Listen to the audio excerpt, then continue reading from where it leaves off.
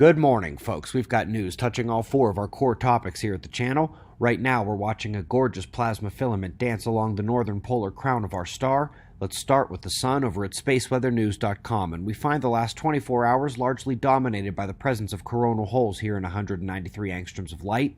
Yesterday, after the show, a second coronal hole stream impacted Earth. We've got both ACE and Discover solar wind telemetry on here. Rise in the middle is what we saw yesterday, and another can be seen on the right side of each chart, but which is already fading back a bit. Geomagnetic conditions reached unstable states for a few hours, but is regaining control here this morning. We did have a pretty nice-looking coronal mass ejection on SOHO yesterday. The slow and non-Earth-directed eruption is of no concern, but it's a nice reminder of the so-called stealth CMEs, where plasma feeds to the top of the corona and is released by the high arcing field activity, breaking away from the sun. This is about 100 times weaker of an eruption than we'll be seeing as sunspots return here in the coming months to years.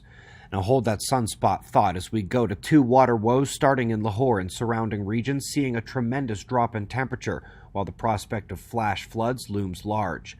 Different sort of story in Turkey, where the floods are man-made due to a dam project that has been seen somewhat disfavorably by those downstream on the Tigris River, but which also happens to be the location of the 12,000-year-old caves and underground cities humans likely used to survive the last great catastrophe. They won't be used next time. Heading into our top science news, we begin with a gorgeous look from Hubble at NGC 691. It's an archetypal spiral galaxy in good form with a full array of stars in different stages of their lifetimes, gas and dust revealed as well. Let's go right to China, where one of the most important earthquakes of the last century has now been confirmed to have been an electroquake. The environmental electromagnetism began to shift 6 hours prior to the main shock and was registered simultaneously on 2 separate meters. Folks, this is what the seismo-electromagnetic satellite is trying to track going forward, and the thing to which anybody discussing pre-earthquake electric signals is referring. Hold this thought as well, and we'll combine both held memories from today in a minute. But first, we're learning how the James Webb Space Telescope is going to give unprecedented views of Uranus and Neptune. This is, of course, great news for solar system climatologists after Hubble demonstrated that their storm and auroral activity was breaking records. It's how we know to add them to the list of Saturn, Jupiter, Mars, Venus, and the Sun, all changing more than the Earth is, both relatively and in absolute value.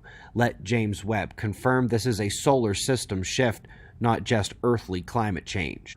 Super explosions are up next. Well, sort of. If you recall, a few days ago I gave the Chandra team a rough time for claiming to have had the greatest explosion in the visible universe pegged by a factor of 5. Well, this is more of what I was expecting in some form or fashion in the center of that. We are going to the open and free-to-read LOFAR results seeking radio galaxies. The cosmic jet feature is an essential one you're going to have blasting north and south out of the central torus and plane, and that is going to form with just about any major energetic node. Even long after the gamma glow dissipates, the form remains. It doesn't elude detection, and certainly not if you are hunting in radio. If they do end up finding something like this at Ophiuchus, I will believe it was a grand cosmic explosion. Cosmology rides in next as we learn that the magnetic field strengths of weak stars may be underestimated by a factor of 10.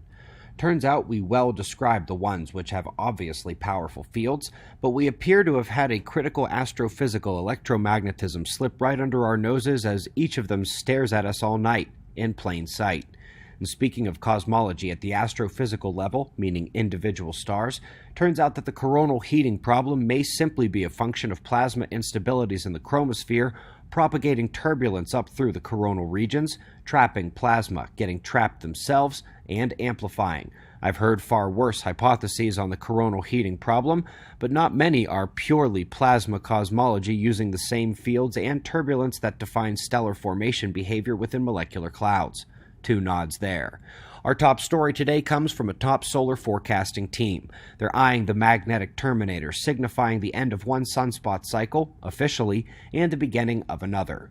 Folks, hopefully we haven't forgotten our prediction that it's coming back this year or next and will be about the same strength as the last sunspot cycle in terms of pumping out CMEs. And that will be before we plunge into grand solar minimum, potentially directly afterwards. And in terms of the timing, down at the bottom, the window of this team begins in about 2 weeks and goes through September.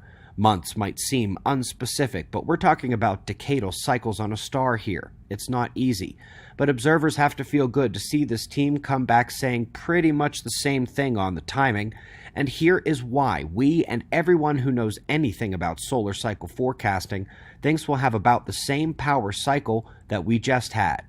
This is the solar polar magnetic fields from Stanford's Wilcox Solar Observatory. And really quickly, let's jump from the last 15 years here out to the full data set so we can see the ongoing downward trend in magnetic energy. Every sunspot cycle matches the power of the polar fields that presented before it did, and so with the sun currently at about the same magnetic power as before the last cycle, it's very telling about what sort of energy she's got stored up for us here in the coming years. Now, we've come back to sunspots, so let's come back to electroquakes. This year, it will be 5 years since a stats professor, NASA scientist, and some nerd on YouTube figured out the peaks and magnetic reversals of the solar polar fields correlated with the world's largest earthquakes. That's 4 peaks in a row during the last sunspot maximum and capped off with one at the southern field reversal. It's how the sun modulates the greatest earthquakes. It's the best way to forecast the sunspot cycle, and it just happens to be our specialty. You will find lots more on the topics you heard today in the links found just below this video on YouTube. We greatly appreciate your support. We've got wind map forecasts and shots of our star to close, and of course, we'll do this all again tomorrow. Right here, but right now it's 4:45 a.m. in the new Valley of the Sun. Eyes open, no fear. Be safe, everyone.